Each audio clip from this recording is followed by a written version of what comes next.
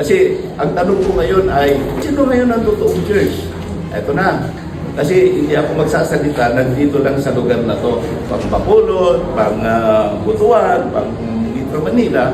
I'm talking about universal vision of God. Ano ang vision ng Lord para i-accomplish ng church? Bakit ganun na lang katindi ang binigyan ng kapangyarihan? Ito ho ang vision ng Lord. Revelation 11:15, mas dapat ilagay. Tingnan nyo kung ano ang dapat nating ma-accomplish kung tayo nga ay totoong church ng Lord. At mag-manifest yung totoong ibigay ng Lord sa atin na kung saan even the gates of hell cannot prevail against it. Revelation 11:15, and the seven angels sounded. 1, 2, 3, go! And there were great voices in heaven saying, the kingdoms of this world come, the kingdom of our Lord, of His Christ, and shall reign forever and ever. Pansinin ninyo, ano ang intindi nyo dyan?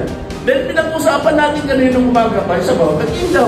At ang sabi ng ating Panginoon, ang kanyang pinaka-vision for God's to accomplish is that the kingdom of this world has now become the kingdom of our Lord and of His Christ. And He will reign forever and ever and ever and ever. Ibig sabihin, lahat ng klase ng gobyerno at sistema dito sa lupa ay lalamunin at kukonquer ng kaharian ng Diyos. Amen!